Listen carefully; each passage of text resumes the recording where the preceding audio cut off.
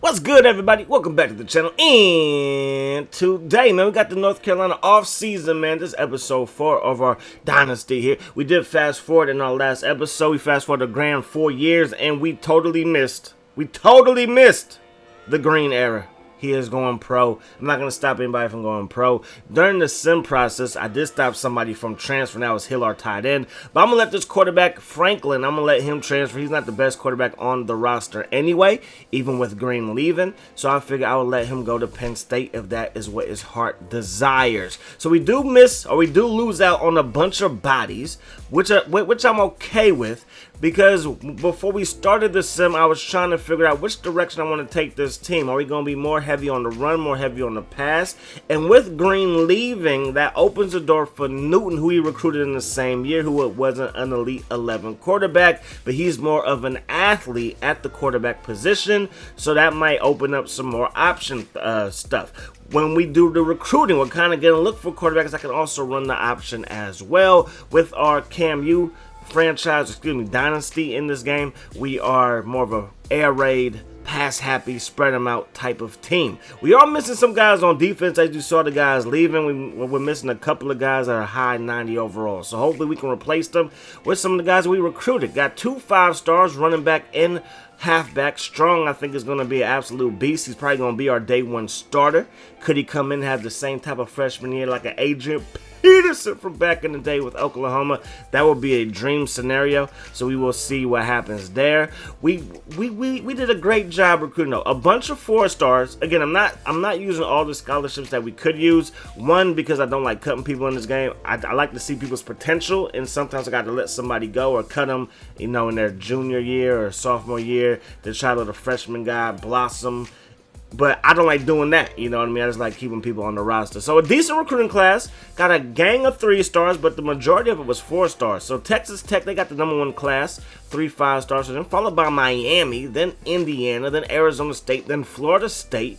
Top 5 class for them. Wisconsin was number 6, followed by Georgia. Then there we go, North Carolina, top 10 class at number 8 with 2 5-stars, 11 4-stars, 19 total signings, followed by UCLA, Iowa, Michigan, Alabama, Texas A&M, USC, and then Illinois is going to run out the top 15. The best player in the class, halfback, Randy Fry. He's going to Texas Tech. The best tight end in the country, Thompson. He is also going to Texas Tech. So Texas Tech is just reloaded. This guy who we were interested in, and I thought he might come to our school, did not qualify. So that would have sucked. Going after a 5-star guy, spending all that resources on him, and then he doesn't even qualify. That's crazy, man. Miami got the best tackle. Purdue got the best defensive player, outside linebacker Clayton Childress. Best quarterback, Keith Lee, is going to be playing this college ball at BYU, 6'3", 232 pounds. Looks to be a solid quarterback. Another Elite 11, obviously. The number 15 prospect total in the country, and obviously the number 1 quarterback. When it comes to position changes, we got Jim Meadows, 78 overall athlete, also has 78 overall speed, and would be a 78 overall quarterback. I was hoping that he might be a tight end.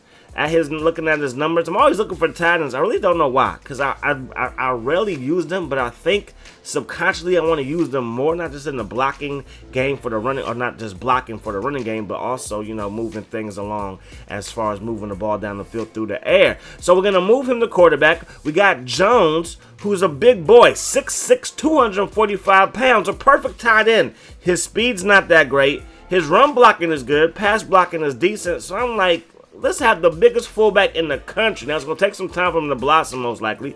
But we're going to make him a 76 overall fullback. So he would be a 74 overall tight end, which isn't bad. But again, his speed, not so much. So our starting tight end is 91 overall, the breakthrough athlete when it came to training. Newton, 88 overall with 87 speed. Again, we're going to be looking to utilize that option game. Obviously, we got receivers that we want to throw the ball to. So it might be more of a heavy run than like an option attack. But hey, we'll see what happens, all right? There goes Strong.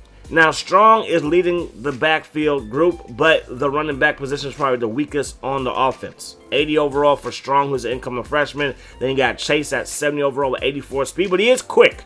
He does have decent acceleration. And then Martin, 80 overall speed.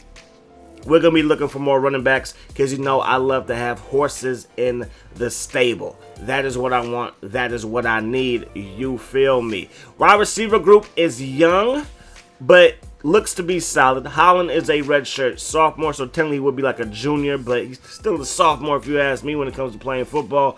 And then we got Bussing, who is our freshman. Five-star recruit, 90 speed. They got 91 speed and 90 speed respectfully. That is not bad at all. And then on the defense side of the ball, probably the weakest position group is going to be cornerback. So hopefully we can find some people to replace the guys we got. Arizona State's going to be our first game of the season in week 3 technically. And then we're going to be taking on number 5 Wisconsin. We start conference play versus NC State. A big game at Florida State. Then we got Georgia Tech at home, Virginia Tech at home. Back on the road versus number 6 Virginia. At Miami this season. Clemson is at home. Then we get a bye week before we take on Duke. And we're going to end the year with a game versus Baylor, who as of right now is ranked number 11 in the nation. We will redshirt Meadows. He was an athlete. I want to give him as much time and as much opportunity to grow before you just throw him in there, but I do think he has a strong possibility to make it to our starting lineup at some point. I was thinking about redshirting Mark Jones, but we're going to redshirt our walk-on fullback. We have this strong safety. Hill, I think, is going to be a monster. Freshman, 78 overall already, matching the guy ahead of him. But hey, we're going to redshirt him just to give him an extra year just in case, he wants to stick around for 5 years in college. Who knows? Bell is the top recruit we're going after, followed by King and Hargrove. Wallace at D tackle, another D tackle. Did I even go after cornerbacks after saying that it might be the weakest position on the defensive side of the ball? As of right now, no. We got 2 halfbacks in Parrish and McCray. Outside linebacker and Tellis. So as of right now, we're avoiding corners, as you can see. Morrow, linebacker, outside linebacker, then going after a center. Center is a pretty weak position, but offensive line as a whole is pretty solid. Just the center back position. Kemp, strong safety. I mean, he's from California, 6'2", 200 pounds. Looks to be solid. So no cornerbacks as of right now, but we are young at corner. I'm not saying that we are desperate for corners. It's just we could probably use some more speed, more athleticism, and more tackling ability. Everything you want in a cornerback. Okay, so Miles from Iowa. He is the number 1 tight end, a first-team All-American tight end. And this is preseason, so who knows what is going to happen. Alabama's up there. Texas Tech. Texas Tech has a defense as well. It's almost unfair. It's almost unfair. They have 2 guys so far right now on the All-American list. D tackle or defensive lineman and an outside and a D tackle. Yeah, defensive lineman, defensive end, and D tackle. So they're doing their thing. Virginia representing right there on the first team All-American preseason list. And is there gonna be anybody from UNC? No, nobody from UNC. Let's move on to the second team. And you got James Gobbins of Oregon State. He's the number 1 guy, followed by Martin from Colorado State at halfback, and then New Mexico State with the receiver up there. Any of our receivers? No. Any of our tight ends? No. Peter Moore from Houston represent. Miami, they have Collier. He is a tackle from Miami, and he is second-team All-American, so he's going to be on that All-ACC team, most likely first team. Jeff Swain from Virginia. So Virginia looking solid. Virginia got not a bunch of guys, but they got a few guys on the All-American list, so that's going to transfer to a few guys on the All-ACC team, first team, and then probably have some guys that we're not so familiar with on the second team. Jason Cox from Florida Atlantic, second-team All-American, and then Lewis Johnson, kicker from Connecticut. He's there as well. All ACC, Vic Taylor of Virginia. Robinson of Virginia Tech is their halfback. Then Jackson is from Florida State. He's the second halfback on the first team All-American list. And yet again, man, UNC, as of right now, isn't getting any love, but hopefully we can change that. I do think that strong 5-star running back, recruited him just now. You saw him, freshman. I do think that he's going to have a great shot of being a freshman All-American. Is he going to be on the actual All-American list? I don't know. But I do think this is going to be one of the few times where we focus on a running back. Most of the time, it's running back by committee. Even when we had Heisman winners at running back, I'll make sure that other guys got at least, 5, 6, 7 carries. But this time around, and again, I really don't know how much we're going to be throwing because I really don't know if Newton is going to be that great of a passer of the football. As Duke has another good running back, Lopez. They had Gore not that long ago who was lighting us up. Now it's going to be Lopez's turn to try to light us up. But, we don't play that at UNC. We do not let Duke Blue Devils light us up here. It's not going to happen. But, yeah, so hopefully our quarterback in Newton is going to just light it up, but I'm not quite sure. He is an athlete, so I do want to utilize his legs. I do think he's going to be accurate enough, but will our receivers work out?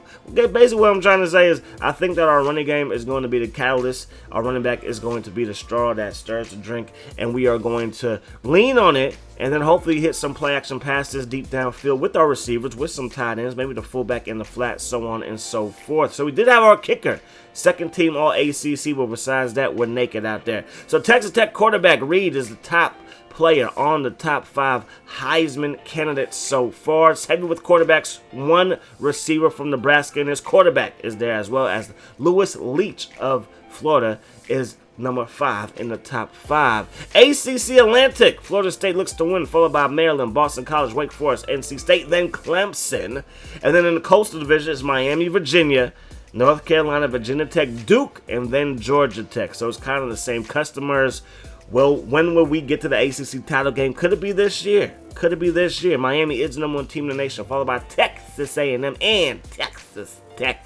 Iowa, representing the Big Ten, is number 4, followed by Arizona State. Then you got Virginia with an A rating.